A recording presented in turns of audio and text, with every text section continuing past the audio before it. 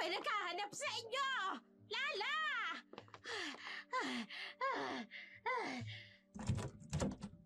Bakit ba, Aling Betty? Ano nangyayari? May dalawang tao sa plaza. May hawak silang litrato ng batang kamukhang-kamukha ni James. Abay sinasabing anak daw ng kanilang amo. Ano? Sino sila? Ay, hindi ko alam. Pero mukhang mayayaman. May dala silang kotse. Ay, sinasabi nilang 7 taon na raw nang iwan ng anak ng amo nila yung bata. Ay, totoo ba yun? Totoo ba yung sinasabi nila? Ay, kung magkataon, abay mayaman pala si James. 7 taon? Hindi pwede.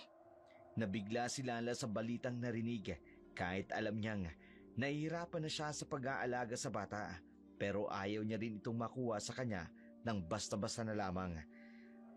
Mabilis itong umuwi sa kanilang bahay samantala ang mga tauhan ng matandang doon patuloy pa rin na nagtatanong sa mga tao na kanilang madaanan. Nagbabaka sakaling makikita nila ang batang hinahanap. Umaasang hindi nagbago ang itsura nito kahit 7 taon na ang nakararaan. Sa bahay naman ni Lala. Hindi ko siya pwedeng ibigay. 7 taon ko na siyang inalagaan. Kailangang masigurado ko na mababayaran din ako ng 7 taong ginastos ko sa pagpapalaki sa batang yon. Nanay? Nanay Lala? Pwede po ba ako maglaro sila? Hindi ka maaaring lumabas ngayon. Pero nanay, bakit po? Basta, James! Basta, ha? Hindi ka maaaring lumabas. Hindi ka pwedeng makita nila. Sa labas ng bahay, patuloy ang pagkalat ng balita sa buong baryo tungkol sa paghahanap kay James. Unti-unting bumibigat ang pakiramdam ni Lala. Kinagabihan, matapos ang mahabang araw ng pagtatago kay James sa kanyang silid, hindi mapakali si Lala. Ang balitang kumalat tungkol sa pagdating ni Tessa ay nagdulot ng matinding pagkabalisa sa mag-asawa. Sa kanilang pagkabalisa, isang ideya ang unti-unting nabuo sa kanilang isipan. Isang planong magbabago ng kanilang kapalaran. Gado, anong gagawin natin? Bakit ngayon pa sila dumating? 7 taon nating inalagaan si James. Hindi natin siya basta-basta pwedeng isuko. Alam mo ba ha, kung gaano kayaman ang pamilyang yon? Si Don Miguel, isa sa pinakamayamang tao sa lugar na ito. Mayaman? Pero anong magagawa natin? Apo niya si James. Gato, may naisip ako. Ano yun? Ang anak nating si Bert. May konting pagkakahawig sila. Siguro dahil magpinsan kami ng kanyang ina. Ano bang pinaplano mo? Magkamukha sila. Halos magkasing edad pa. Delikado ang iniisip mo. Kung si Bert ang ipakilala nating James. Ano? Pero paano? Isipin mo ha, Gato. Ang kayamanan, ang maginhawang buhay na matagal na nating pinapangarap. Sino yun? Nanay, tatay. Bert, bakit gising ka pa? Paano may narinig akong usapan tungkol kay James? Anak, ikaw na ang pag-asa natin para yumaman tayo. Teka, Nay. May mga taong naghahanap kay James. Mayayaman silang tao. At ikaw ang magiging susi ng ating kaginhawahan. Lala, baka mapahamak ang anak natin. Hindi yan. Turuan natin si Bert. Lahat ng tungkol kay James. Ang kanyang mga kwento, ang kanyang mga gawi, lahat. Pero nanay, bakit po? Dahil anak, ikaw ang magiging bagong James. Ikaw ang magiging apo ni Don Miguel. Kailangan natin planuhin ito ng mabuti. Pag nagkamali tayo, isang pagkakamali Hindi magkakamali. Anak, simulan na natin ngayon. Umupo ka. May marami akong ikukwento tungkol sa bagong buhay mo. Sa madilim na sulok ng bahay, nagsimula ang kanilang lihim na pagpaplano habang si James mahimbing na natutulog sa kabilang silid. Hindi nalaman ang kanyang buhay ay unti-unti nang binabago ng mga taong nagkukunwaring nagmamahal sa kanya.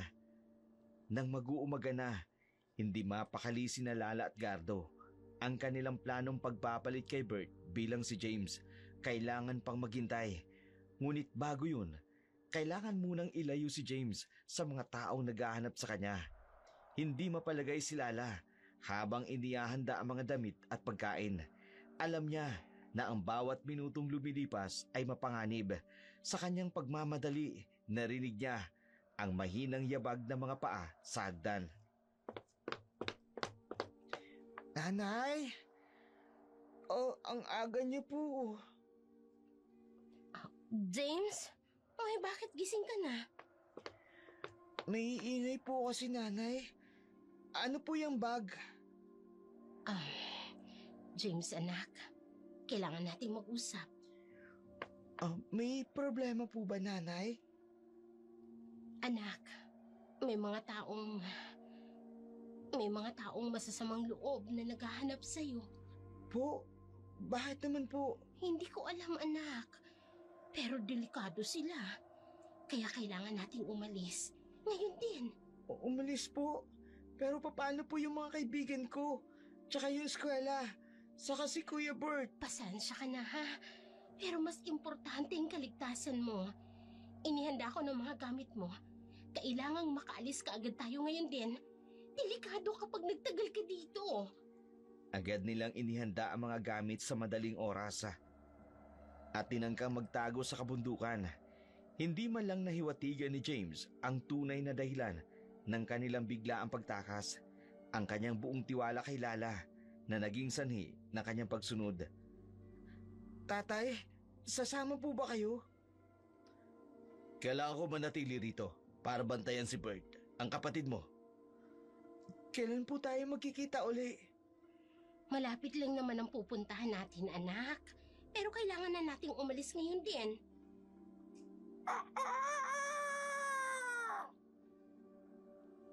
James, oras na. Halika na. Paalam mo na po, tatay.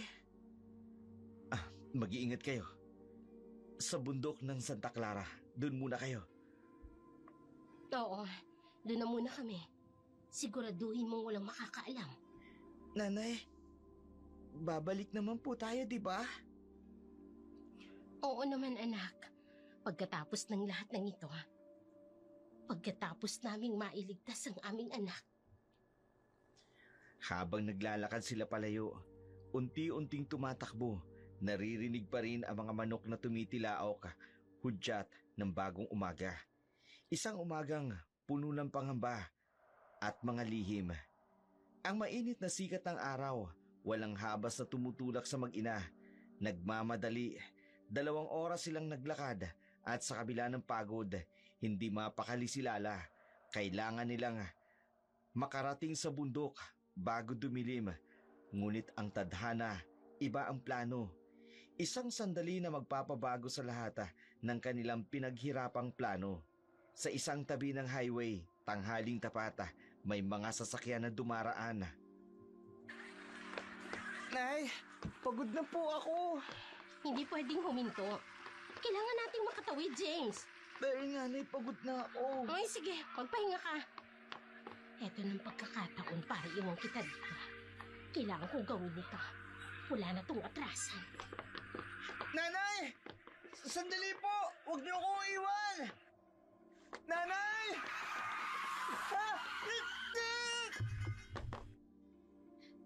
Ang bata! Tutulungan ko siya. Ayos ka lang ba? Ang paa ko po, masakit. Sandali lang, bata. Dadalhin kita sa ospital. Sino kasama ng batang to? Bakit siya nag-iisa? Halika, bubuhati na kita, ha?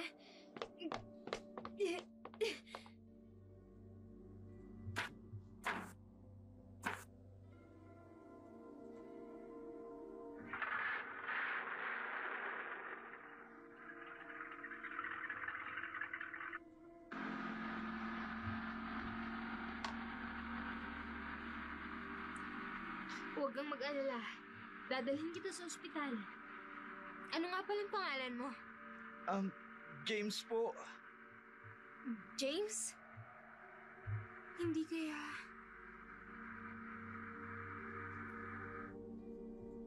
Habang nagmamaneho patungo sa ospital, malinaw sa ekspresyon ni Tessa na unti-unti niyang nare-realize na ang batang nasaktan niya, maaaring ang batang hinahanap niya. Matapos ang aksidente, mabilis na nakarating si Tessa at James sa San Vicente Hospital. Ang tahimik na kalsada ay napalitan ng ingay ng ospital habang si James inaalagaan matapos ang insidente. Ang bata ay walang kasama. Ang pagiging mag-isa niya ay hindi nakalampas kay Tessa. Sa loob ng emergency room, si James ay nakahiga sa kama, nakakabit ang IV drip. Si Tessa naman nasa tabi ng kama, nag-aalala habang pinagmamasdan ang bata. Ma'am, tapos na po ang x-ray. Mild sprain lang po. Kailangan po ng ilang araw na pahinga ng bata. Salamat. Ako na ang bahala sa bills. Sige po, ma'am. Pakiantay na lang po ng doktor para sa mga susunod na hakbang. Lumabas ang baklang nurse. Tahimik ang kwarto, maliban sa mahinang tunog ng air conditioning. Si Tessa na natiling nakaupo sa tabi ng kama ni James. Kumusta ang pakiramdam mo? Nasakit po ng konti, pero okay lang po. Salamat po sa pagtulong. Wala yun. Mabuti na lang at hindi masyadong malala. Pero, bakit ka nasa kalsada mag-isa? Nasaan yung mga magulang mo? Wala po si nanay. Iniwan niya po ako. Iniwan ka? Anong ibig mo sabihin? Kanina po tumatawid siya ng kalsada, pero hindi na po siya bumalik. Iniwan niya po ako. Huwag kang mag-alala. Hindi ka mag-iisa. Ako nang bahala sa'yo. Pero bakit po? Hindi niya naman po ako kilala. May hinahanap din akong batang tulad mo. Pareho kayong mag-isa. Kaya alam ko kung anong pakiramdam.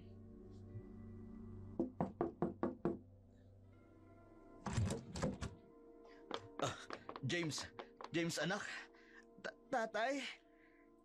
Kayo po ang ama niya? Oo, ako si Gato. Asawa ko ng nanay niya. Pasensya na kung nagdulot sa inyo ng abalang anak ko. Pasensya na po. Pero iniwan po si James sa kalsada. Alam niyo po ba kung bakit?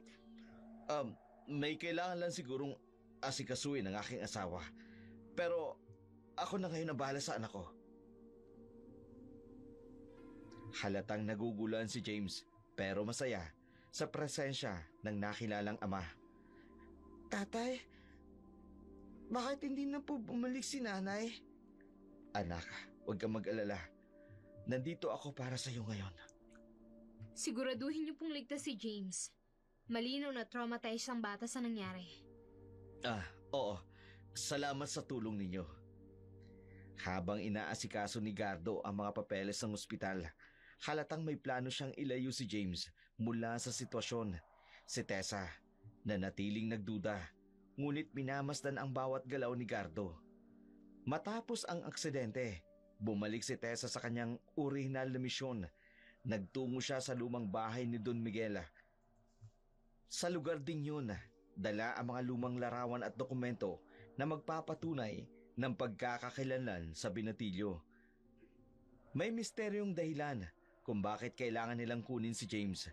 Bago sumapit ang kabilugan ng buwan, isang detalye na hindi maintindihan ni Tessa, ngunit naaawa siya sa batang muntik niya ng masagasaan na inakala niyang maaaring siya ang hinahanap nila.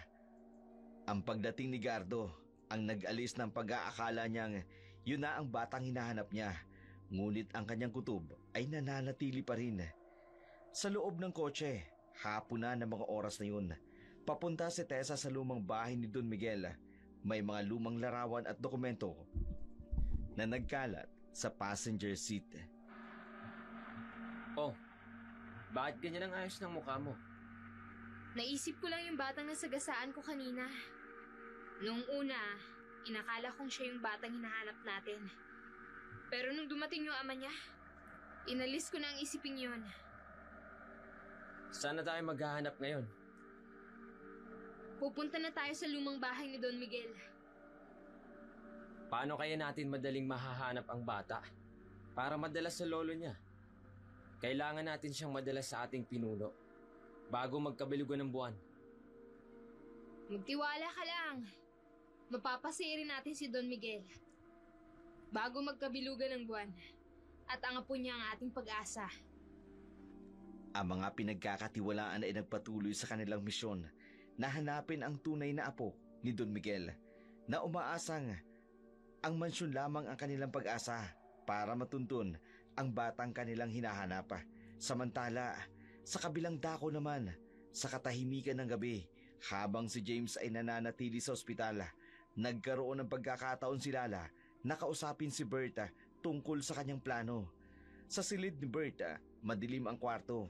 Tanging ang maliit na lampara lamang ang nagbibigay ng liwanag. Si Lala at si Berta nakaupo sa kama. Anak, gusto mong magkaroon ng magandang buhay, hindi ba? Oo naman, nanay. Tingnan mo to, anak. Nakikita mo tong malaking bahay. Oo, ang laki po. Parang palasyo. Oo, anak. Palasyo nga. At alam mo ba, pwede itong maging bahay mo. Oo? Paano naman mangyayari yun? Napansin mo ba kung gaano kayo magkahawig ni James? Opo, minsan nga po. Nalilito na si Aling Betty kung sino sa amin ang James at kung sino sa amin si Bert. Kasi nga anak, si James, siya ang tagapagmana ng lahat ng yan. Ho? Paano po? Mayamang tao si Don Miguel. Hinahanap niya ang apo niya, si James. Si James po? Apo niya? Hindi ko siya kapatid. Oo, sabay lang kayong lumaki, pero hindi kayo magkapatid. Magpinsan kayo. Iniwan siya sa akin noong pinsan kong si Loretta.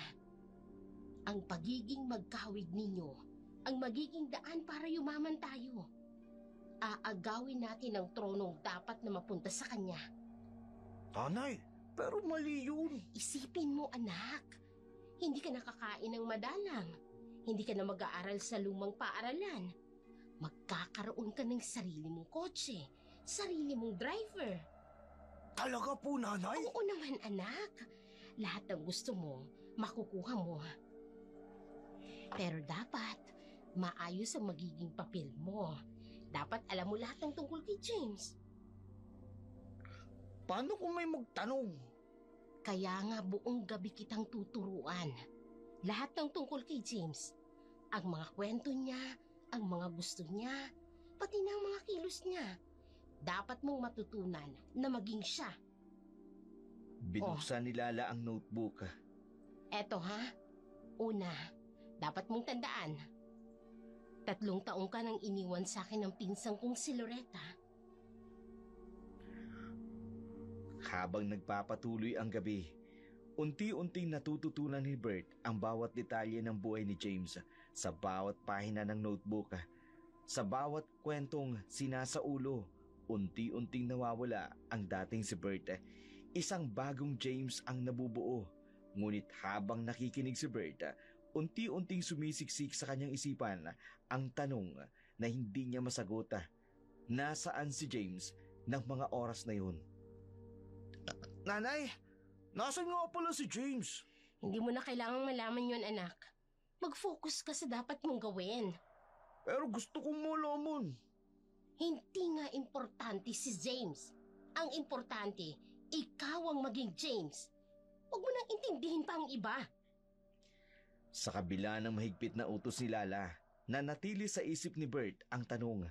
Alam niyang hindi niya iyon mabubura at balang araw, hahanapin niya ang sagot sa kabila ng lahat ng sinasabi ng kanyang ina. Ang kakaibang atmosphere ng mansyon ay tila humuhupa nang magkaharap sina Lala at Tessa sa malaking sala sa ibabaw ng malaking muebles na nababalot ng puting tela. Ang dalawang babae nag-usap sa gitna ng tensyon. kapwa may itinatagong lihim para kay Tessa. Ito ang pagkakataon upang makumpirma ang mga palatandaan ng batang hinahanap nila para kay Lala. Ito ang sandaling kailangang panindigan ang kanyang plano. Nakakuha na kami ng impormasyon na ikaw ang pinag-iwanan ng apo ni Don Miguel. Dahil isa ka sa malapit na pinsan ng ina nito. Isang araw kami naghanap sa bayan. Pero ni isa man, walang nakakakilala sa bata. Kaya ngayon, hindi ka na makakapagkaila. Nasaan ang batang inalagaan mo? 7 taon na ang nakararaan. Ay, sandali lang po. Tatawagin ko siya. Lumabas si Lala sa likod. Ilang saglit lang. Bumalik na siya kasama si Berta. Heto na po si James. Tumingin si Tessa kay Berta. Pinagmamasdan ito na maigi. May konting pagkakahawig ito sa batang nasa litrato. Ngunit tila may pag-aalinlangan si Tessa. Ikaw ba si James? Opo. Sa gitna ng tensyon na bumabalot sa silid, unti-unting lumapit si Tessa kay Berta. Ang mga salitang binabalak niyang sabihin na uwi sa katahimikan nang makita niya ang takot sa mata ng bata. Isang uri ng takot na hindi angkop sa isang inosenteng pagkikita. Titingnan ko ang likod ng tenga mo. Po. Bakit niyo po titingnan? Protocol lang po, para sa records. Dahan-dahang lumapit si Berta. Ramdam ang panginginig ng kanyang katawan. Walang tanda. May problema po ba? James, natatandaan mo ba kung kailan ka huling nakita ng tatay mo? Hindi po. Bata pa po kasi siya noon. Hayaan natin siya ang sumagot. Sige, isa pang tanong. Anong paboritong kanta ng tatay mo nung bata ka pa? Paborito po. Oo, yung lagi niyang kinakanta sa'yo bago ka matulog. Di ko alam. Di ko alam eh. Salamat sa oras niyo. Aalis na po kayo? May ilang bagay pa akong kailangan i-verify. Magkikita pa tayo, James. Kailangan madala namin sa kanya ang tunay na apo ni Don Miguel. Ang batang inilagaan mo sa loob ng 7 taon. Dahil ililipat sa kanya ang mga ari-arian ni Don Miguel. Madam, hindi ko alam kung bakit hindi kayo naniniwala sa akin. Siya yung batang inilagaan ko sa loob ng halos 7 taon. Marami nang nagbago sa kanya. Oo, napansin ko rin yung birthmark niya na sinasabi mo nung una. Pero habang lumalaki, unti-unti itong nawawala. Kung hindi niyo ako paniniwalaan, mas gugustuhin ko. Dahil sa totoo lang, napamahal na sa akin ang bata.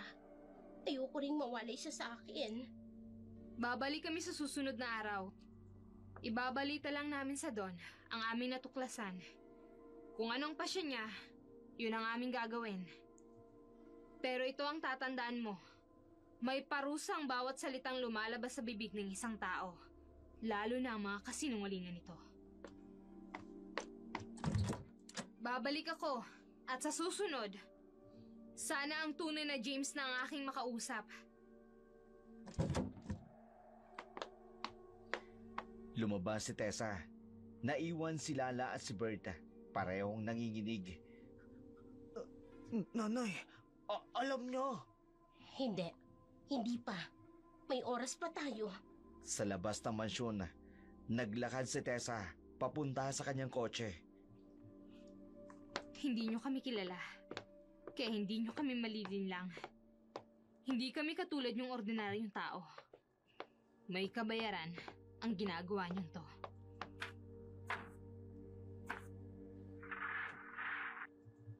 Naiwang kinakabahan ng dalawa, pero porsigido si Lala na palabasing si Berta, ang tunay na anak na kanyang inalagaan para makaahon din sila sa kahirapan.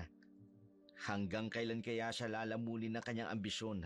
Hanggang kailan ang kaya niyang gawin makuha lamang ang mga bagay na dapat sana'y mapunta kay James Condrado, ang tunay na apo ni Don Miguel?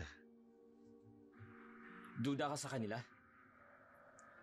Hindi nila tayo mapagtataguan. Anong plano mo? Babalik tayo. Pero bakit? Iba ang kutob ko sa babaeng yun. Sige. Kung yan ang gusto mo. Ngayon pa. Alam na natin na sa kanya pala iniwan ang apo ni Don Miguel. Kailangang makuha natin sa kanila ang tunay na apo ni Don Miguel. Ito ang magiging susi ng ating kalayaan. Kalayaan sa isang sumpa na kailanman hindi ko nababalikan. Kapag ako ang nakalaya,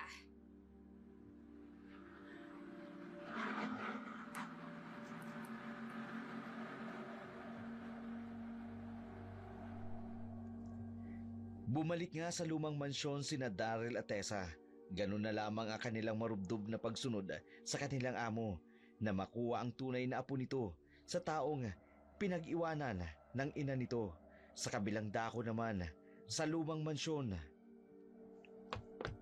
Ano bang nangyari? Kanina, dumating ang mga tauhan ni Don Miguel. Alam na nilang akong nag-alaga kay James. Paano nilang nalaman? Hindi ko alam. Marahil nakapagtanong na sila sa iba. Bakit mo pa ibinalik yung batang yan dito? Iniwan ko na nga yan para wala tayong problema. Sana inilayo mo siya. Mapupurnada ang lahat ng plano natin. Hindi ko alam ang gagawin ko eh. Hindi ka tumawag kaya umuwi na ako dito. Pagod na ako. Biglang bumukas ang pinto sa itaas. Bumaba si James na umiiyak. Bakit po ayaw niyo sa akin? May nagawa po ba akong mali? May nagawa ba akong hindi niyo po nagustuhan? James, Ayaw niyo na po ba sa akin? Napapagod na po ba kayong alagaan ako? Napaupo si Lala. Saglit na hindi makapagsalita. Si Gardo, nagalit, ngunit nagtimpi. oo. Napagod na ako. Ayaw na kitang alagaan. Tama na, Lala. Tama na yan. Ano ba gusto mong sabihin ko, Gardo? Totoo naman. Hindi ko na kaya. Anak, pumasok ka muna sa kwarto mo. Mag-uusap lang kami ng nanay mo. Ayaw na po ba sa akin ni nanay? Hindi totoo yan, anak. Mahal ka namin. Kaya pumasok ka muna. Ano bang iniisip mo? Bakit sinabi mo yun sa bata? Iniwanan mo na nga siya sa kalsada. Na-disgrasya na. Hindi ka ba nakukonsensya? Gusto ko nang lumayo siya sa atin. Dahil habang nandito siya, nanganganib na mapurnada ang plano natin. Kailangan si Bert ang maipakilalang apo ni Don Miguel.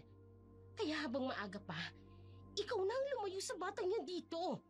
Bago pa sila makabalik. Ito na yung pagkakataon natin para umasenso naman tayo sa buhay.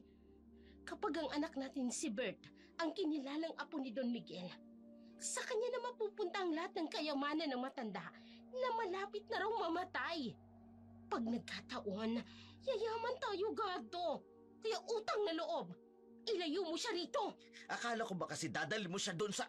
Ay, para kasi ang hirap niyang iwan sa bundok. Kaya nga nang nakakuha ko ng pagkakataon, sinamantala ko na. Okay, Tam. Ikaw din. Hindi mo rin talaga siya kayang iwan ng ganun-ganun na lang. Matagal natin siyang nakasama. Kaya ang hirap din ang basta na lang natin siyang itapon. Ay, bahala ka na. Basta ikaw ang maglalayo sa kanya dito. Teka, Gardo, bumalik na sila. anong gagawin natin? Dali mo sa basement ang bata. Bilisan mo! Halika na, anak. Pero po, bilisan mo. Halos kalad ka rin na ni Gardo ang bata. Mailayo lamang ito sa mga humahanap sa kanya. Ayaw din ni Gardo na mapurnada ang plano nila. Sumang-ayon na rin ito sa hangarin ng asawa na yumaman sa pamamagitan ng kanilang tunay na anak na si Berta at ipakilala bilang tunay na apo ni Don Miguel. Maya-maya pa'y biglang kumalabog ang pintuan. Biglang nagbukas ang pintuan. Sinong... Oh, bakit kayo nagbalik? Hindi ba bukas pa? Madam, Tumahimik ka! Suriin ang bawat silid! Tayo na! sandali! Wala kayong karapatan! May nararamdaman akong may iba ka pang batang tinatago rito. Nasaan ang totoong apo ni Don Miguel? Wala! Hindi ko alam yung sinasabi mo. Ma'am, may bagong bakas po ng pasagdan. Akala mo hindi ko mapapansin? Ang mga basang bakas ng sapatos. Galing sa ospital, hindi ba? Hindi. Hindi ko alam ang sinasabi mo. Suriin ang basement! Hindi! Pribado yan! Wala kang karapatan dito. Ang mansyon na to ay pag-aari pa rin ng kontrado. Pero pinatira kami dito ni Loretta. May karapatan kami. Pinatira? Para alagaan ang batang iniwan niya. Hindi para pagsamantalahan ang sitwasyon.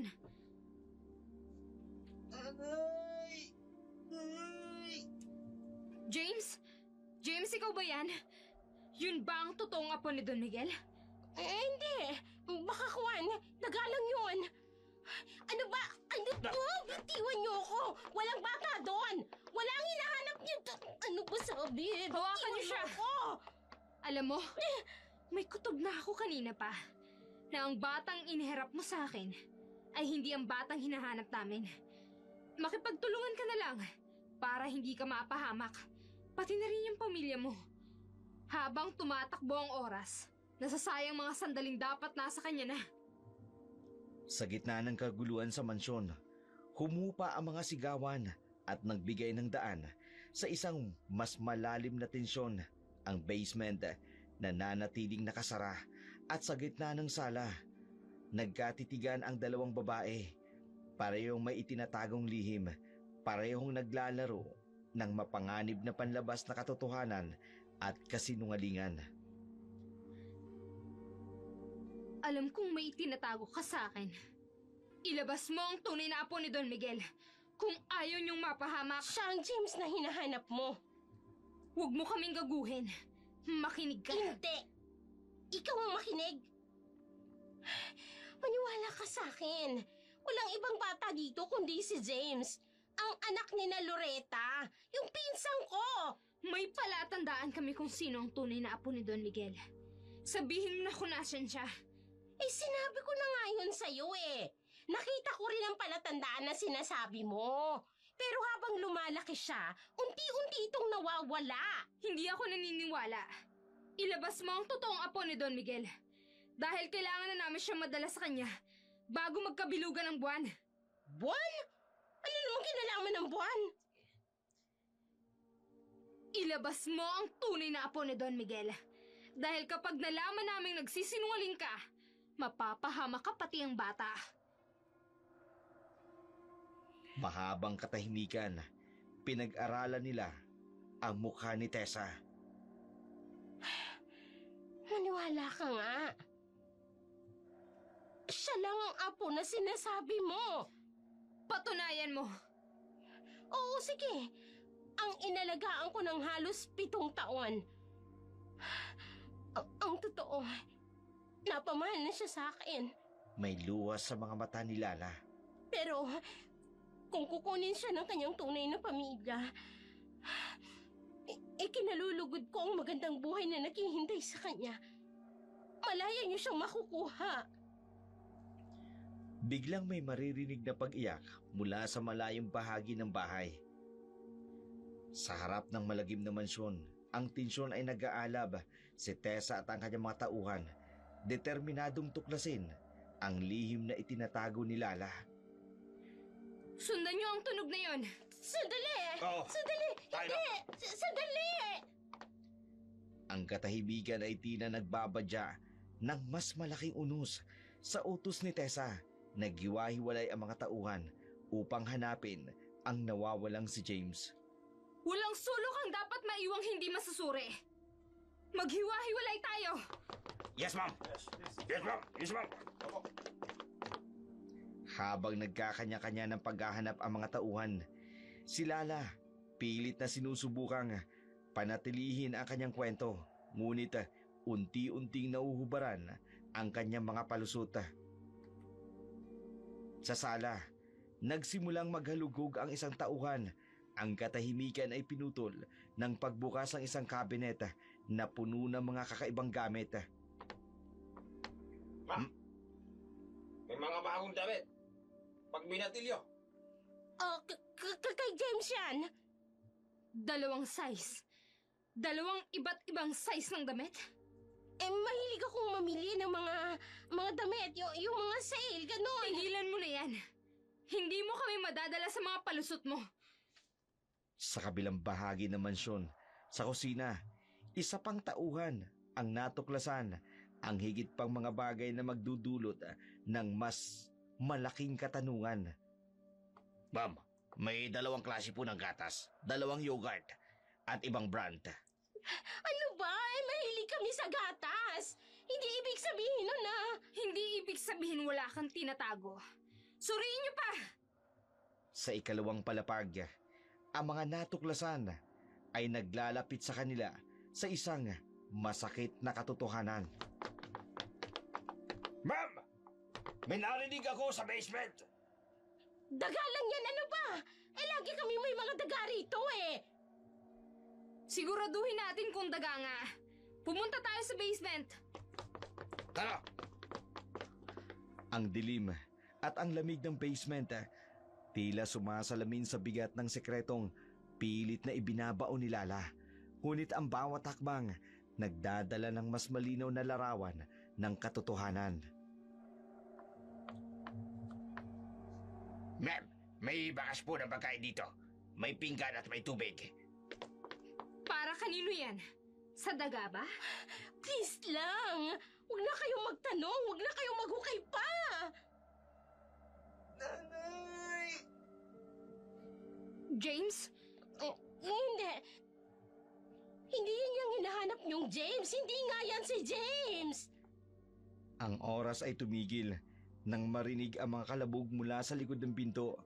Ang mga boses na sumisigaw na tila isang sigaw ng paghingi ng tulong mula sa isang madilim na nakaraan. Tulong! Tulong! Ang mga tauhan tumakbo papunta sa pinto habang si Lala umiiyak sa sahig. Habang naghahanap ang mga tauhan ni Tessa sa itaas, si Gardo naman mabilis na kumilo sa basement. Sa kanyang mga kamay ay may lubid. Ang kanyang isipan, isang desperadong plano. Ang inosenteng tinig ni James, ang tanging tunog sa madilim na silid, kasabay ang kanyang mabigat na paghinga. Tatay Gardo, ano pong gagawin niyo? Pasensya na anak, pero kailangan kong gawin to. Bakit po may lubid kayo? Tumigil ka na, huwag ka nang lalaban. Teka po! Masakit po eh! Teka, tatay! May naghahanap sa'yo, Sino po? pero hindi ka dapat makita. Hindi ka pwedeng makita nila. Sino po naghahanap, tatay? Natatakot na po ako. Ang lolo mong mayaman, ipinasusundukan niya sa amin, sa mga tauhan niya. Lolo? May lolo po ako. Kaya nga, hindi ka nila dapat makita. Kailangan, Pero tatay, di ba sabi niyo, napapagod na kayo sa pag-aalaga sa akin? Bakit hindi niyo na lang po ako hayaang makita nila? hindi mo naiintindihan. Pasukin ang lahat ng silid. Ama! Oo, sige. Tulong! Tumahimik ka. Kung gusto mong mabuhay si Bert, kung gusto mong mabuhay ang kapatid mo, tumahimik ka. Yan. Mabuti. Tumahimik ka lang. Tumahimik ka lang.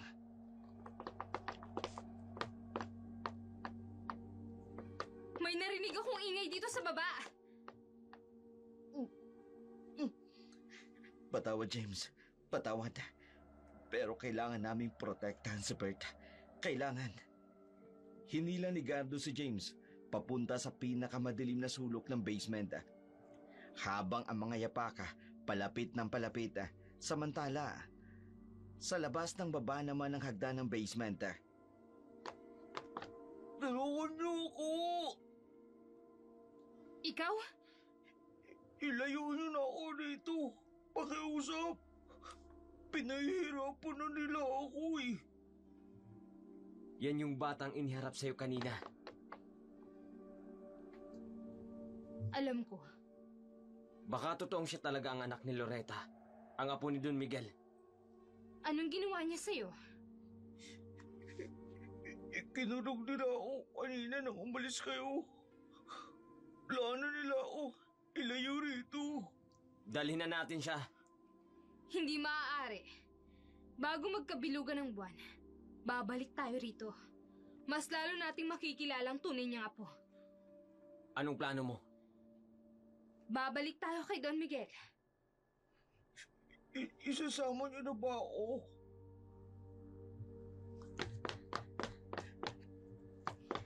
James!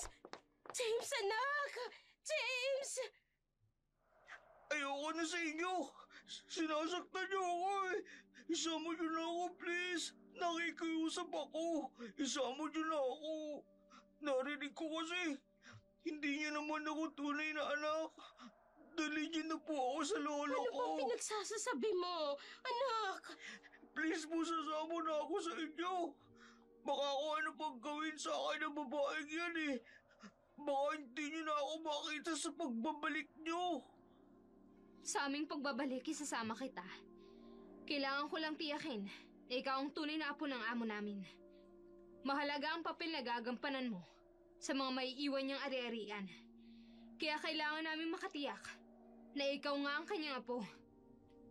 Matapos ang mahabang paghahanap sa basement, sa bawat sulok at sa bawat silid ng mansyon, bumalik ang mga tauhan ni Tessa.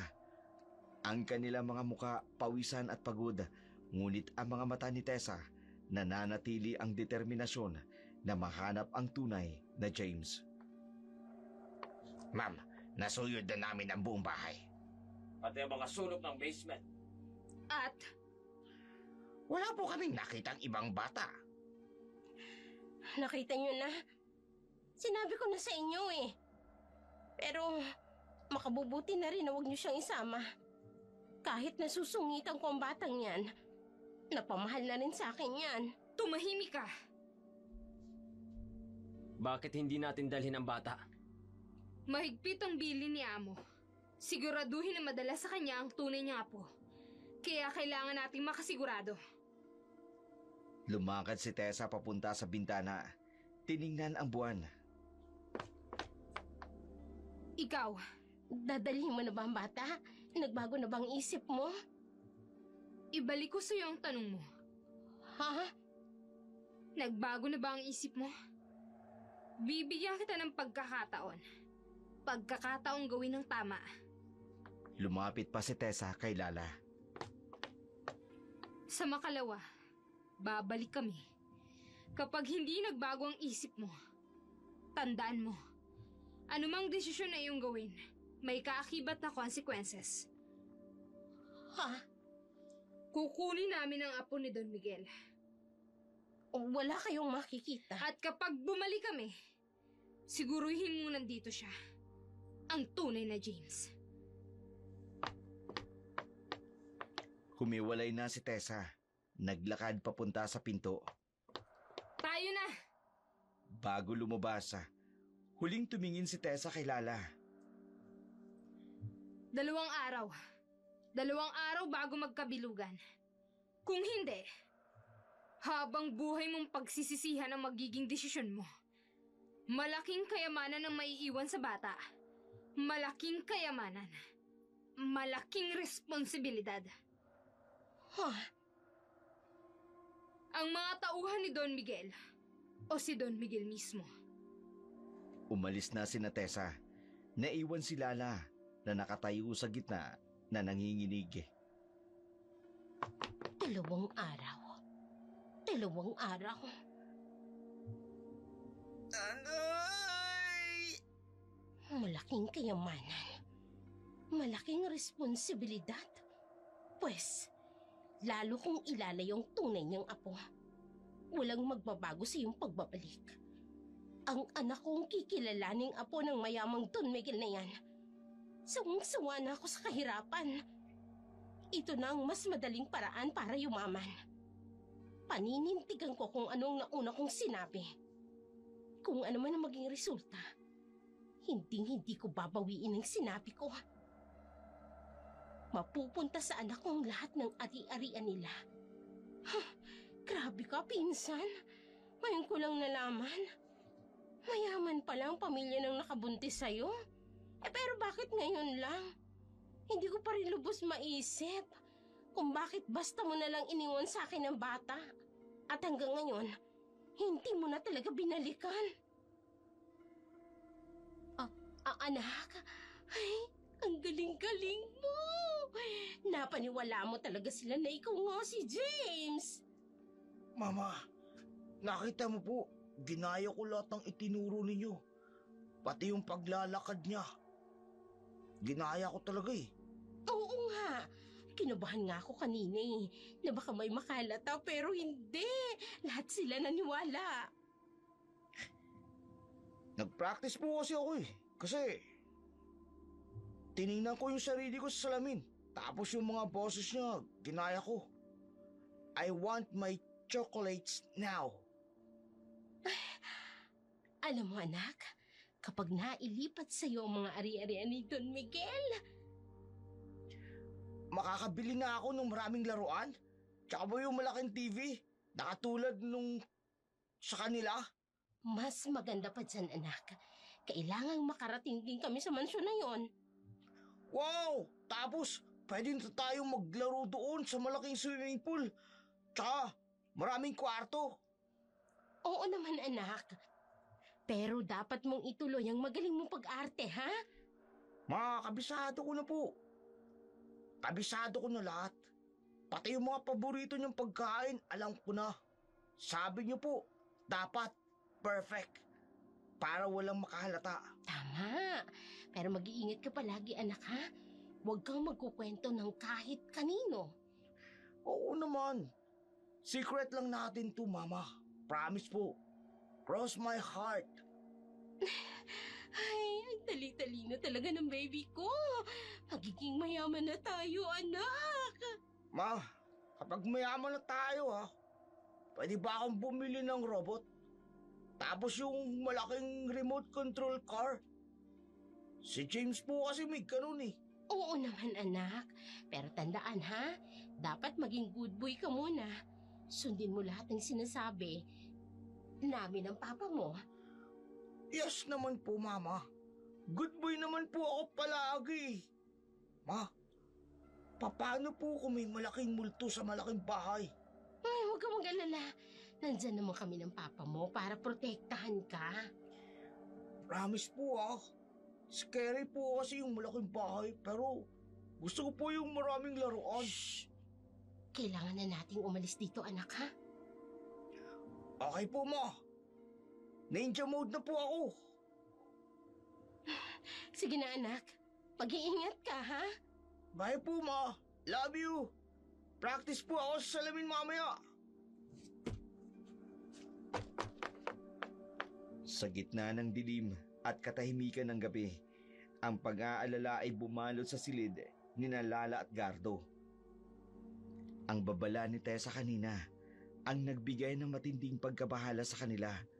Hindi sila makatulog sa takot na maaaring mabunyag ang kanilang matagal ng plano. Ang mga salita ni Tessa ay patuloy na umuugong sa kanilang isipan. Tumingin si Lala sa relo, 12:00 na ng hating gabi. Sa ilalim ng mahinang liwanag ng lampara, nagkatinginan ang mag-asawa, walang salitang nagkakaunawaan na kailangan nilang kumilos, hindi na pwedeng maantala pa. Sa kalaliman ng gabi, habang hawak ni Gardo ang mapa ng bansa, iminungkahi niyang maingat na tinig na pagdadala kay James sa hilagang bahagi ng bansa. May tiwala siyang may kakilala raw roon na maaring pagkatiwalaan ng kanilang plano. Hindi nagdalawang isip si Lala sa mungkahi ng kanyang asawa. Agad niyang sinang-ayunan ito. Idinagdag pa na habang nasa malayo si James, ang kanilang anak na si Bert, ang kanilang ipakikilala bilang tunay na apo ni Don Miguel. Buong gabing pinaghandaan nila ang bawat detalye ng kanilang huling plano. Walang dapat makalimutang hakbang, walang dapat magkamali. Alam nilang nakataya ang kanilang kinabukasan sa bawat minutong lumilipas.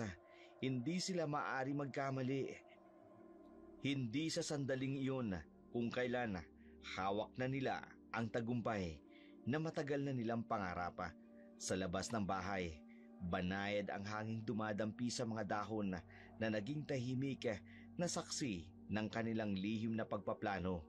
Isang gabing magpapabago ng takbo ng maraming buhay. James, anak, gising ka na ba? Opo. Bakit po kayo nandito? Kailangan nating umalis ngayon. Po, bakit po? Nasaan po si Mama Lala? Si mama mo, kailangan niyang manatili rito. Para kay Bert. Hindi ko po makikita si Mama. Sandali lang naman tayo dun eh. Para sa kaligtasan. Ayoko pong umalis dito. Promise po, magiging mabait po ako. Pasensya na. Kailangan talaga nating gawin to. Alam ko naman po kung bakit. Ha? Narinig ko po kagabi. Ang anong narinig mo? Na si Bert po ang magiging apo ni Lolo Miguel. Na kailangan niyo pong itago ako. James, hindi. Okay lang po ako. Naiintindihan ko naman po. Gusto niyo lang po maging masaya si Bert. Bakit hindi ka ba galit? Kasi po, mahal ko po kayo. Kahit ganito po. Kahit alam kong hindi na ako makababalik sa inyo. Hindi ka dapat maging mabait sa amin. Sana po maging masaya kayo. Sana po magamit niyo sa mabuti ang kayamanan ni Lolo. Pakisabi po kay Mama Lala na mahal ko po siya. Patawad. Patawad, James. Patawad. Sa labas, ang motor ay naghihintay. Dahan-dahang inilagay ni Gado si James palabas. Ang bawat hakbang tila bumibigata sa bigat ng kanilang konsensya. Sa bintana sa itaas, nakatingin si Lala. Pilit na pinipigilan ang pagluha habang pinanunood ang kanyang asawa at ang batang naging anak-anakan niya sa loob ng maraming taon. Unti-unti nang maglalaho sa dilim dahil ilalayo na ng kanyang asawa. Sa huling sandali, lumingon si James at kumaway. Mama, paalam po. Ang mahina niyang bulong sa hangin bago tuluyang nilamon ng dilim ang kanyang munting anyo. Sa pagbubukang liwayway ng araw na yun, isang kakaibang kaligayahan ang bumabalot sa lumang mansyon. Ang dating katahimikan napalitan ng abalang paghahanda. Sa harap ng salamin, si Bert ay nakatayo habang maingat inaayusan ni Lala ang kanyang damit kagaya ng laging suot ni James. Ang pag-aalinlangan sa kanyang mga mata ay nahaluan ng kaba at saya. Oh, tingnan mo anak. Perpekto ka talaga. Para kang tunay na James Conrado. Nanay, kinakabahan po ako eh. Paano kung may itanong silang hindi ko masagot? Naku, huwag kang mag-alala. Hindi lahat ng tanong kailangan sagutin. Basta panindigan mo lang na ikaw si James. Eto na ang pag-asa natin, anak, para yumaman tayo. Kaya lang, naiisip ko rin si James eh. Kukunin din naman natin siya. Kapag nasa atin ang kayamanan ng Don Miguel na yun. Maya-maya pa'y may kumatok sa pinto.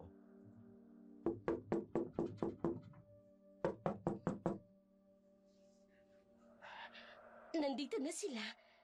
Anak, maghanda ka ha? Galingan mo.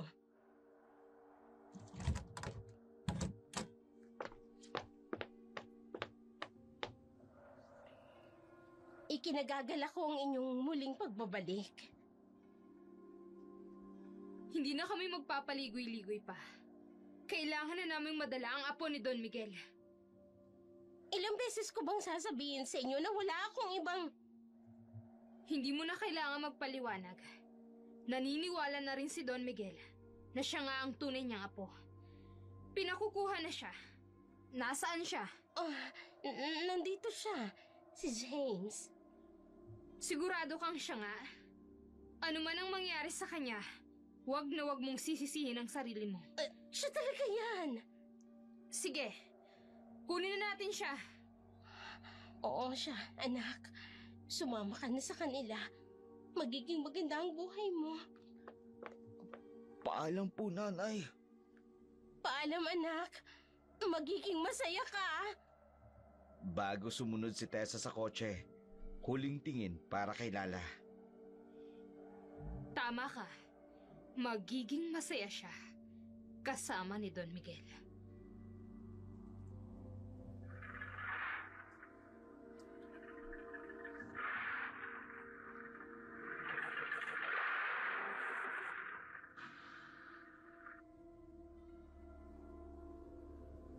Ay, finally! Success na success. Kung mamamatay na yung Don Miguel na yon, sigurado akong ililipat agad sa kanya ang mga ari-arian nito. Ay, sa wakas, mababawi ko na rin ang lahat ng ginastos ko sa pagpapalaki ko sa batang si James. Ay, pasensya ka na kung inagaw man namin ang dapat na para sa'yo. Mayaman na ako, mayaman na ako, mayaman na ako. Ay, puwisit na aso na yun. Pero hindi ako matatakot, lalo pa ngayon. Ilang sandali na lang, yayaman na kami. At kapag nasa akin ang kayamanan ni Don Miguel, bibili ako ng maraming pampaganda. Mamamasyal ako sa ibang bansa. Kahit ilang bansa siguro pupuntahan ko. Hindi mauubos yung kayamanan ng matandang yun. Ay, pasensya na pinsan, Loretta, kung naging abusada ako. Habang patuloy si Lala sa pagdiriwang sa lumang mansyon, ang kanyang paglalakad, tila napapasayaw. Ang bawat galaw, may kasamang ngiti at tawa. Para sa kanya, ang araw na yun ang simula ng bagong buhay. Isang buhay na punong-puno ng karangyaan at kasaganahan. Hindi niya alam na ang mga sandaling ito ang magiging huli para sa kaligayahan na kanyang pinapangarap. Sa gitna ng kanyang pagtatampisaw sa tagumpay, isang katok ang yumanig sa pintuan ng kanyang tahanan. Nang kanyang buksan ito, naroroon si Lola Mila. May dalang lumang kahon na ang mga matay puno ng bigat ng katotohanan na matagal nang nakatago. Ang dating masayang atmosphere ng bahay, unti-unting napalitan ng kakaibang tensyon. Si Lola Mila, ina ni Lala, ay hindi lang basta dumating para bumisita. May dala siyang mga lumang larawan, mga sulat, mga pirasong magbubuklod ng isang katotohanang magbawakas sa lahat ng planong matagal nilang binuo.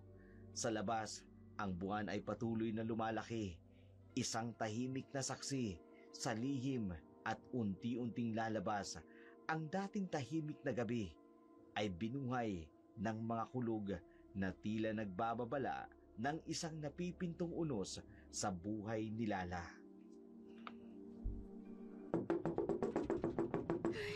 Nako, baka sigado na to at nakalimutan na.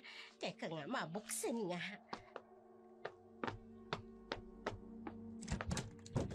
Oh. Huh. Nasaan nag-apo ko? Nay, bakit kayo nandito? Nasaan si Bert? Sagutin mo ako! Nay, huwag kayong mag-alala. Nasa mabuting kalagayan ng anak ko. Magandang nangyari sa kanya. Isa sa mga araw sa linggong ito, magbabago ng buhay namin. Wala nang mga aalipos na sa amin. Mabibili na natin lahat ng gusto natin. Makukuha na natin lahat ng gusto natin, Nay. Ibinigay mo ang apo ko sa mga tauhan ni Don Miguel. Bakit ano mo, Nay? Dahil maging doon sa amin ay naghahanap ang kanyang mga tauhan. Hinahanap ang tunay na apo ni Don Miguel. Kaya alam kong hinahanap nilang batang inalagaan mo. Alam kong gagawin mo ang lahat basta pera ang pinag-uusapan. Ang apo kong si Bert, siyang ibinigay mo sa mga naghahanap sa ampon mong si James. Ano naman, Nay? Mabuti nga eh.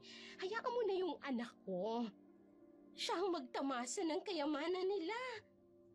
Hindi mo alam. Nagpakahirap din naman ako sa pag-aalaga kay James. Deserve namin to. Hindi mo alam ang sinasabi mo. Ipinahamak mo ang sarili mong anak. Ipinahamak mo ang apo ko. Ano ba, Nay, ha? Kayamanan ang naghihintay kay Bert. Eh kayo nga itong hindi makaintindi. Aswang si Don Miguel. Ano po? At sa apo nitong si James nais ipasa ang pagiging aswang.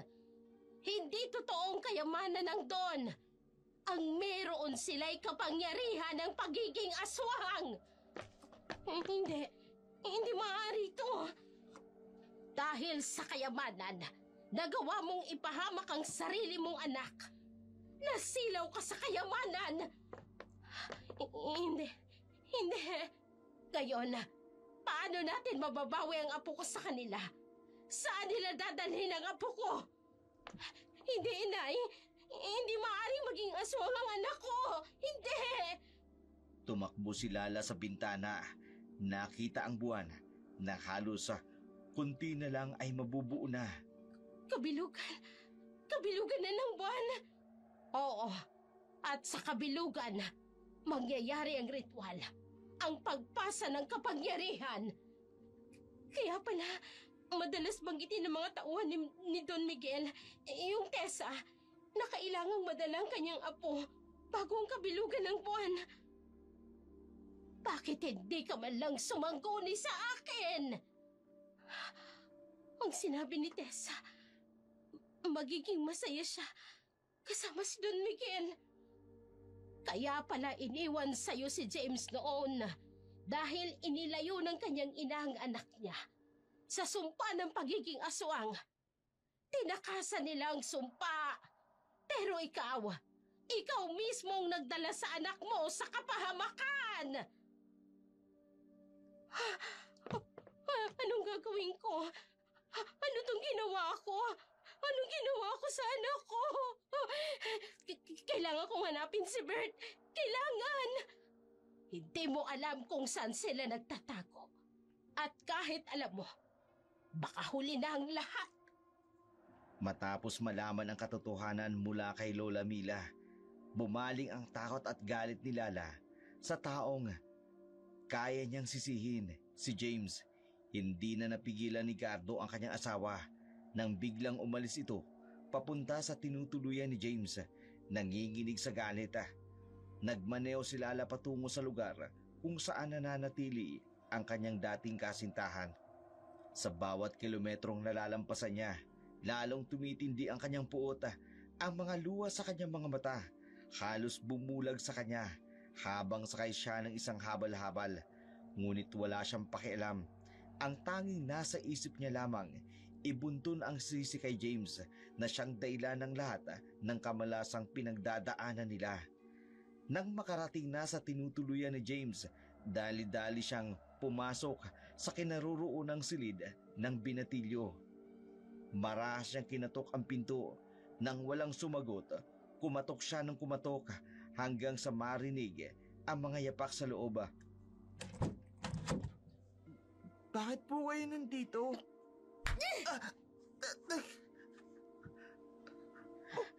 Nay, bakit po? Ikaw ang dahilan ng kamalasang nangyayari sa pamilya ko! Bakit po kayo nagagalit sa akin? Dahil ikaw ang apo! Apo ka ng aswang! Ha? Teka! Wala akong alam-alam na anak ka pala ng aswang! Teka po! Hindi magtatagal, papatayin mo rin kami. Kaya bago pa mangyari yun, Teka po! uunahan na kita, ha? Uunahan na kita! Hindi ko po kayo maintindihan! Kaya ka pala iniwan sa akin ni Loretta noon para itakas ka sa lolo mong aswang. Ngayon, babawiin ka na para ipasa sa'yo yung pagiging aswang. Hindi ko po alam ang sinasabi niyo! Dahil ang anak kong si Bert ang isinama nila, sa kanya ipapasa ang pagiging aswang. Ikaw ang impakto! Lahi kayo ng mga aswang! Nag-alaga ako ng aswang sa loob ng mahabang panahon! Halika rito! Halika rito! Teka po! Sandali po! Bitiwan niyo ako! Kapag napahamak ang anak ko, ikaw ang papatayin ko! Bakit lagi niyo ipinapasa sa akin ng sisi? Kayo po ang may kagagawa nun! Desisyon niyo yun! Kaya kayo may kasalanan kung bakit napahamak si Bert! Ano? Kayo naman po ang gumawa ng kasalanan eh! Kayo po! Kung ano man po ang nangyayari sa inyo ngayon, bunga po na inyong maling desisyon! Walang hiya ka! Ikaw ang pinagmula ng malas sa pamilya namin! Alam mo ba, kung alam ko lang na lahi ka ng aswang noon, sana pinatay na kita! Di po! Aswang!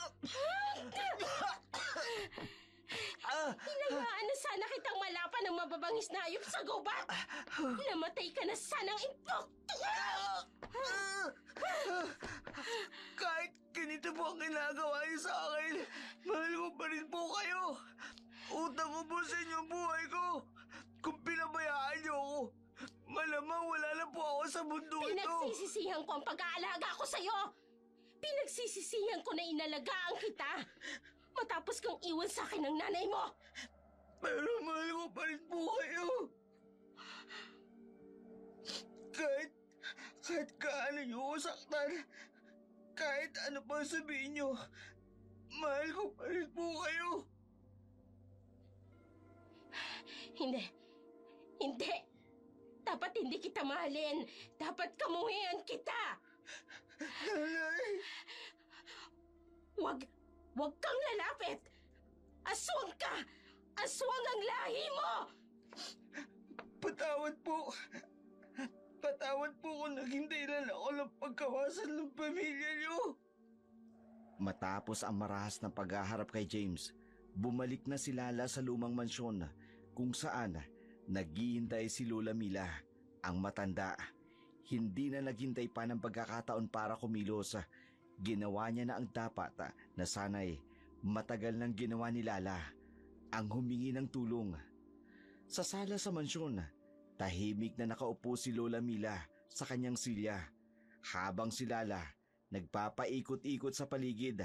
Halatang balisa nang ipaalam ng matanda na nae-report niya na sa mga pulis ang pangyayari. Natigilan si Lala sa kanyang paglalakad. Nanginginig ang kanyang tinig nang magtanong kung ano ang ginawa ng matanda. Matatag na ipinagtanggol ni Lola Mila ang kanyang desisyon. Binigyang diin na hindi maaaring magpatuloy ang katahimikan sa kabila ng pangamba ni Lala. Baka hindi na siya paniwalaan.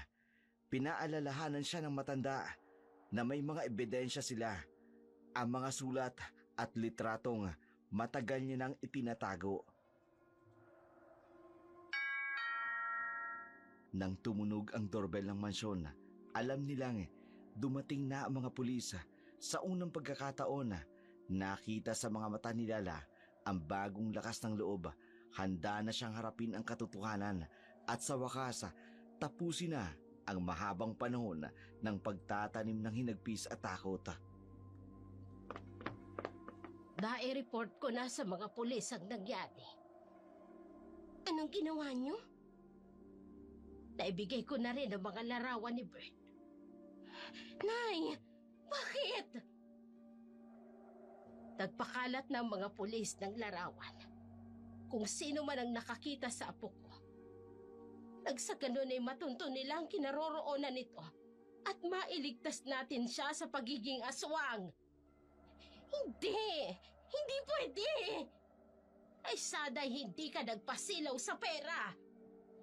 Hindi ko naman kasi alam na ganun ang buhay nila. Kung alam ko lang, di pinatay ko na sana yung apo nila. Huwag kang magsalita ng ganyan. Ang taong mapag-imbot at masama sa kapwa, ang kinasisiyahan ng kamalasan sa buhay. Hindi, ang batang yan na may kasalanan Si James, siya ang nagdala ng sumpa sa atin. Hanggang gayon, hindi mo pa rin nakikita. Ikaw ang nagdala ng kamalasan sa ating pamilya, hindi si James. Pero, Nay, tinuruan mo ang sarili mong anak na magsinungaling. Pinagpalit mo ang anak mo para sa kayamanan. At ngayon, sisisihin mo ang batang walang kaalam-alam. Malapit na ang kabilugan ng buwan. Kailangan nating mahanap si Bert bago magdilim bukas. Paano kung huli na, Nay? Kaya nga kailangan nating kumilos ngayon. Hindi tulad mo na puro kayamanan lang ang iniisip. Alam mo kung bakit pinili ni Loretta na iwanan si James sa'yo noon. Kasi ang akala niya, mabuti kang tao. Ang akala niya, maiingatan mo siya. Kung alam lang niya na ang taong pinagkatiwalaan niya ay siya ring magpapahamak sa sarili niyang dugo. Umalis si Lola Mila. Naiwan sila lang nakatayo sa gitna ng sala at ang buwan unti-unti nang lumalaki. Habang si Lola Mila naghahanap ng tulong, si Lalay nakaluhod sa kanyang pagkakasala. Si Bert naman, unti-unti nang nalalaman ang tunay na kahulugan ng kanyang tagumpay. Ang mahabang biyahe hindi nagtungo sa mga gintong pangako ng Maynila, kundi sa isang madilim na daan patungo sa gitna ng kagubatan. Teka po, bakit dito tayo pumunta? Akala ko po sa Maynila tayo. Dito na muna tayo. May mas importante. Tumingin si Bert sa malaking bahay. Walang ilaw, maliban sa ilang kandila sa mga bintana. Pero pong sabi niyo ang mansyon sa Maynila. Naroroon ang lolo mo sa loob. Po? Malubha na ang kanyang sakit. Ikaw na lang ang hinihintay niya para maalam ito. Hinawakan ni Tessa ang balikat ni Bert. Ginabayan papasok. Hindi ba pwedeng bukas na lang kami magkita? Hindi. Kailangan ngayon. Sa kabilugan. Pumasok sila sa malaking banyo. Maligo ka muna. Kailangan mong maging malinis. Napansin ni Berta ang mga baso sa tabi ng bataba. Ano po yun? Mga pampaligo. Espesyal na pampaligo. Lumapit si Bert sa mga baso. Napansin ang pulang likido. Dugo po ba ito? Oo. Para sa ritual. Kailangan mong maging karapat-dapat. Ayoko. Gusto ko na umuwi.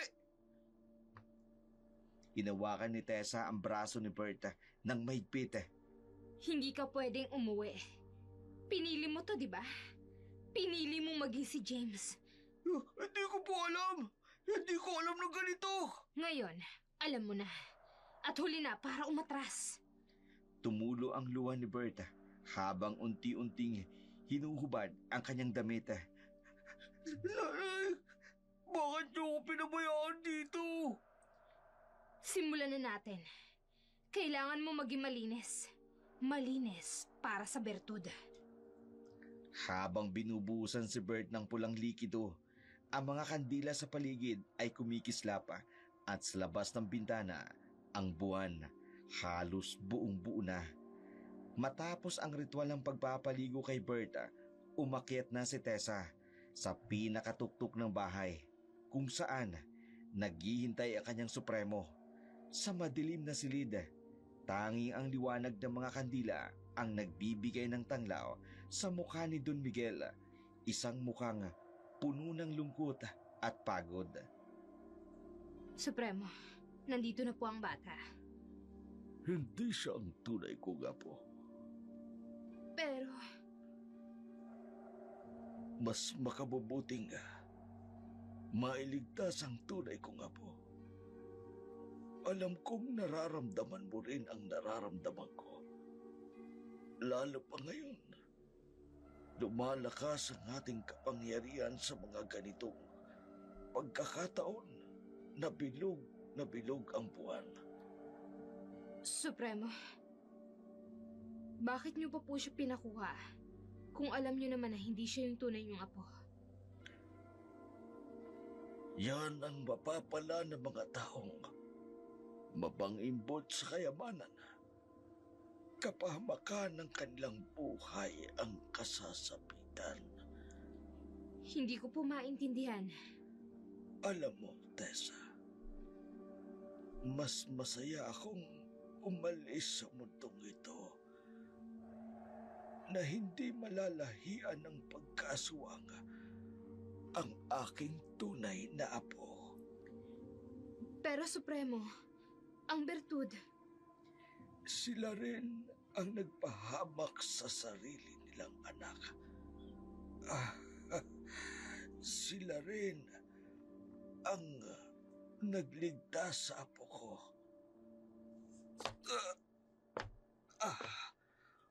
Bumalik ka roon, Tessa. Kunin mo ang tunay kong apo. Iligtas mo siya. po, Siguradong pag-iinitan nila ang tunay kong apo, si James. Siya ang kailangan mong protektahan. masusunod po, Supremo. Humarap si Don Miguel kay Tessa. Ikaw na ang bahala sa apo ko. Kung paano mo kong nirespeto bilang pinuno ng mga aswang, gawin mo rin sa kanya, sa tunay kong apo. Pero, ang sumpa, ang bertud, Gawin mo ang lahat. Huwag lang siyang maging katulad natin. Huwag lang siyang maging aswang.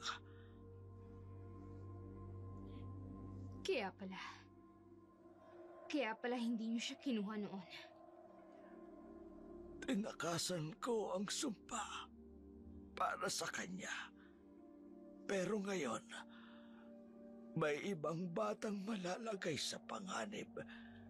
May magsasalo ng sumpang tatakasan natin dahil lamang sa silaw nila sa kayamanan. Supremo, Dalian mo na, Tessa. Iligtas mo ang tunay kong apo. Iligtas mo rin ang batang napilitang gawin ang hindi niya maintindihan. Tumakbo si Tessa palabas ng silid. Patawad. Patawad sa sumpa ng inyong lahi. Pero ngayon, maiiwanan mo na ang kapalaran mo, apo. Matapos ipadala si Tessa para iligtas si James, hinintay ni Don Miguel ang huling sandali ng kanyang buhay sa silid na tanging mga kandila lamang ang nagbibigay liwanag Nagsimula na ang ritual na magpapasa ng sumpa, hindi sa taong dapat sana'y tumanggap nito, kundi sa isang batang napilitang gampanan ang papel na hindi para sa kanya. Lumapit ka, Apo. Po? Umupo ka. Umupo si Bert, nakatingin sa mga alay sa mesa, ang mangkok ng dugo, alak, at ang mga dahon ng anahaw. Ano po ang mga ito? Tahimik. Sinindihan ni Don Miguel ang mga dahon. Ngayon, Bert. Paano niyo pong nalaman ang pangalan ko? Tinitigan ni Don Miguel si Bert. Napatahimik ang bata. Ngayon, ipapasa ko ang bertud ng ating lahi. Nanginginig ang mga kandila. Matagal ko nang inihanda ang araw na ito. Hindi po ako si James. Hindi po ako. Tiningnan ni Don Miguel si Berta. Naparalisa ang bata sa kanyang kinauupuan.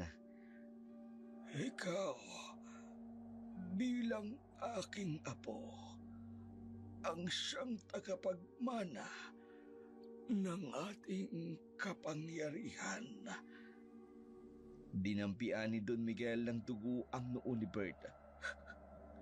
Nanay ko po! Hindi ito gusto ko! Ang kapangyarihang ito, ang sumpang ito, dapat sana'y kay James mapupunta. Pero pinili ninyo ng inyong mga magulang ang landas na ito para sa'yo. At ngayon, ikaw ang magdadala. Itinaas ni Don Miguel ang mangkok ng dugo. Ayoko po! Sa kabilugan ng buwan na ito, sa huling sandali ng aking buhay, ipapasa ko sa iyo. Ayoko mag-iusap! Ayoko maging kagaya ninyong aswang! Bigla may kumalabog sa labas ng pintuan. Napatingin si Don Miguel, nakatingin sa pinto.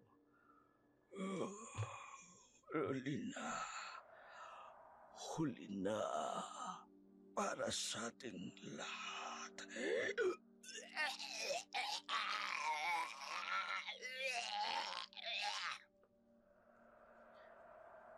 Ang mga kalabog mula sa labas ay nawala sa hangin na tila nilamon ng ritual na nagaganap sa loob ng silid. Ang sumpa ay nahanap na ang bagong tagapagdala nito. Hindi ang tunay na tagapagmana, kundi ang batang napilitang kunin ang hindi sa kanya.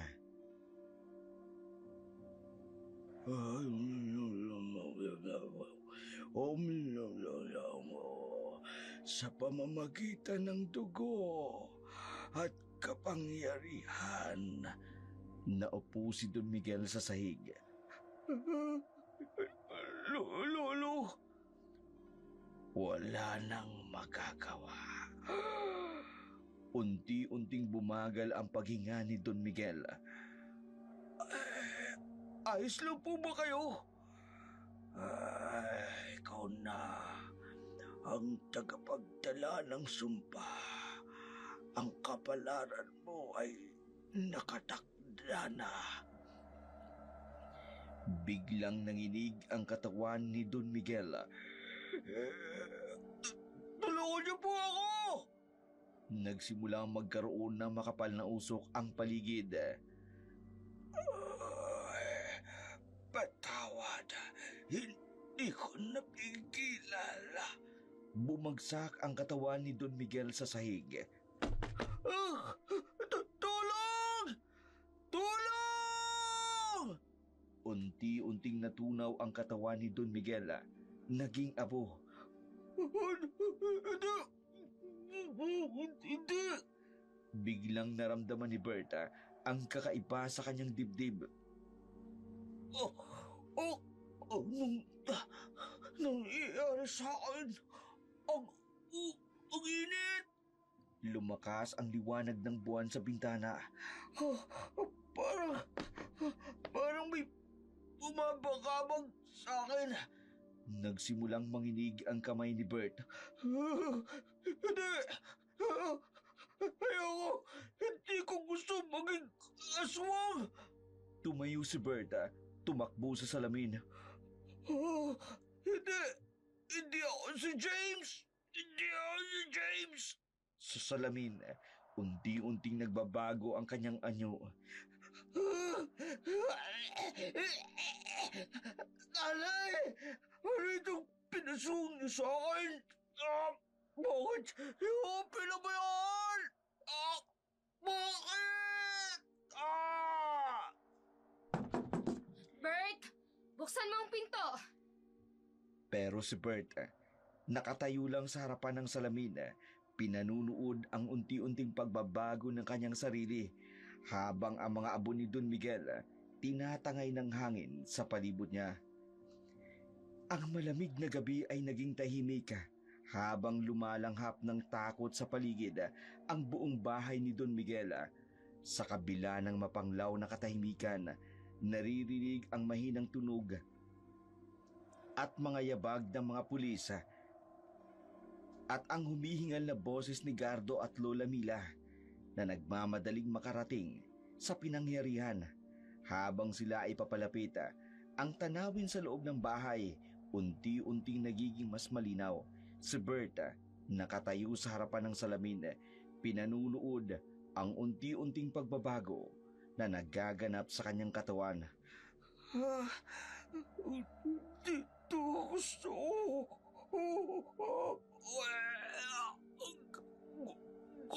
Gutom ako.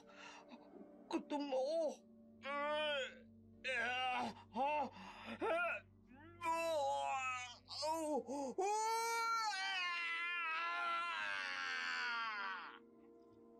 Sa labas, narating na ng mga pulis ang bahay kasama sina Gina, Lula Mila at Lala. Ang kanila mga matay na puno ng takot nang marinig ang nakakakilabot na sigaw mula sa loob. Walang gagalaw! Itaas ang kamay! Humarap sa pintuan mula sa dilim si Berta, pero ibang-iba ang anyo. Ay, Diyos ko! Ang apo ko! Bert! Bert, anak, ikaw ba yan? Gutom na gutom ako. Sir, kailangan na nating barilin. Huwag! Anak ko yan! Huwag niyo siyang sasaktan!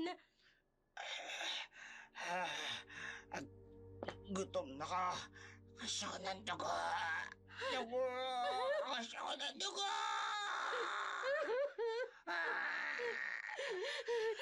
Bert! Bert, anak! Anak ako to! Ang nanay! Bert, kilala mo pa ba ako? Anak! Nanay! Ma'am, lumayo kayo! Hindi siya ang anak ninyo! Lumayo na kayo! Mali kayo! Anak ko pa rin siya! Hindi niya kasalanan ito. Si James ang dapat na nasa lugar niya! Hindi! Hindi ako si James! Hindi ako si James! Biglang may mahinang tawa mula sa likod ng dilim. Lumitaw si Tessa.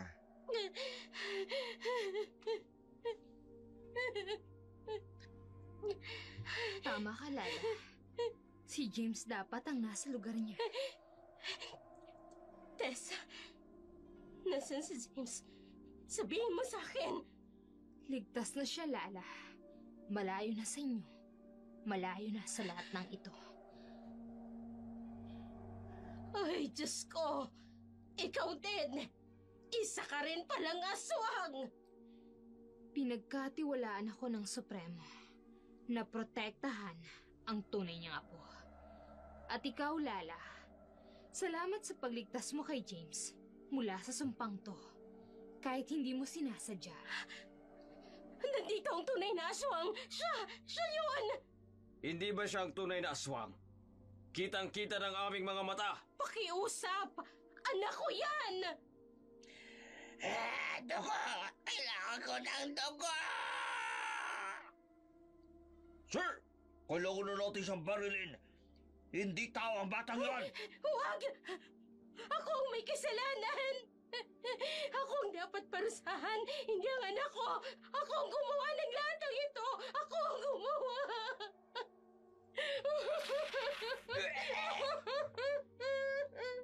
Biglang sumabay sa putok ng baril ang sigaw ni Lala. Tumigil si Berta. Hindi! Ayoko ng ganito! Si Berta, biglang tumalon palabas ang bintana. Ang kanyang anyo, nawala na sa kadiliman ng kagubatan. Hahanapin niya ang kanyang unang biktima. Gaya ng lahat ng bagong aswang. Hindi na siya titigil. Hindi na siya tao. Mamang pulis, ang babaeng ito ang dahilan ng pagiging aswang ng anak ko. Ikulong niyo ang babaeng ito! Hindi kami basta-basta magkukulong ng walang sapat na katibayan ang mga aligasyon. Ang anak ninyo mismo ang malaking katibayan na siya ang aswang. Kaya pananagutan ng anak mo ang mga biktima ng aswang sa bayang ito. Maaari din kayong masangkot sa mga kaso ng pagpatay kung kinukonsinti ninyo ang inyong aswang na anak. Men! Sundan natin ang aswang! Yes, sir! Saan mo dinala si James? Sabihin mo sa akin, huwag mong itago ang anak ko! Hindi mo siya tunay na anak. Nasaan siya? Nasaan siya? Sa lugar kung saan hindi na siya maaaring mahanap ng mga tulad niyo. Kung saan hindi na siya magdurusa dahil sa ganid niyo. Siya ang tunay na tagapagmana at hindi mo na siya makikita kailanman. Si Tessa ay naglakad palayo, nawala sa dilim. Ang paligid ay tahimik, maliban na lamang sa paghahagulhol ni Lala at ang malamig na simoy ng hangin. Naglaho si Tessa sa dilim, iniwan ng mga pulis at ang pamilyang nawasak ng kanilang sariling kasakiman. Matapos ang gabi na yun, ang buhay ng mga naiwan ay hindi nagkaroon ng katahimikan. Ang dating tahimik na bayan naging saksi sa trahedyang dulot ng kasakiman. Ang mga bunga nito na patuloy na bumabagabag sa mga misala. Gardo, may balita ulit. Saan naman? Sa kabilang bayan, may natagpo ang biktima kahapon. Pinunit ni Gardo ang dyaryo. Tama na. Hindi natin alam kung siya nga yun. Gardo, sino pa ba? Anak natin yan. Anak nating nawala dahil sa kasakiman natin. May kumatok sa pinto. Si Lola Mila.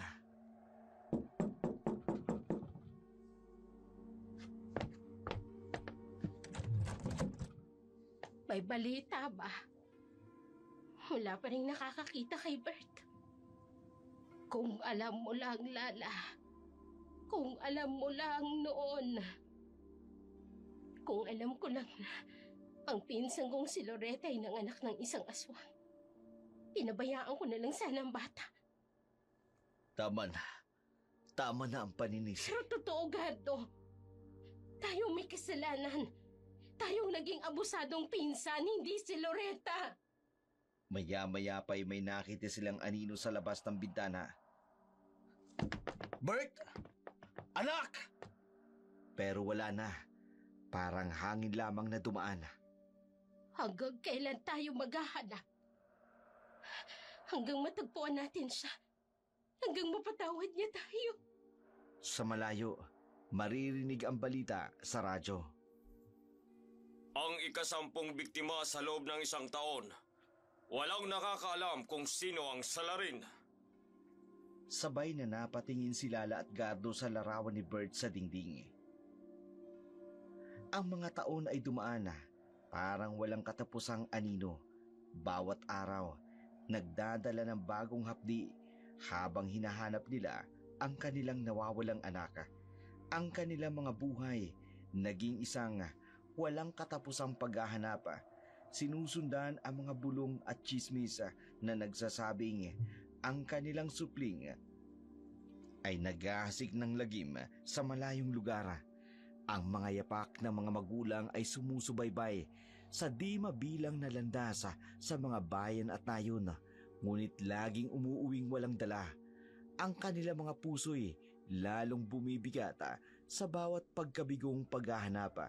Samantala, sa kabilang sulok ng mundo, sina Tessa at Darrell naglikha ng normal na pamumuhay mula sa mga piraso ng kanilang supernatural na nakaraan. Tinanggap nila si James sa kanilang tahanan, hindi bilang tagalabas kundi bilang kapamilya. Ang kanilang ugnayan ay lumalim sa bawat paglipas ng panahon. Ang kanilang paglipat sa karaniwang buhay ay hindi naging madali, ngunit tinanggap nila ito ng buong buo, buong puso. Iginalang ang utos ng kanilang supremo na si Don Miguel. Malinaw ang karunungan ni Miguel na kapag naipasa na ang kaloob, unang sumpa ng pagiging aswang sa iba, kinakailangang tanggapin ng lubusan ang mundong karaniwan. Ito ay parehong biyaya at utos, isang pagkakataon para sa katubusan na may kapalit na pag-iwan sa dating buhay.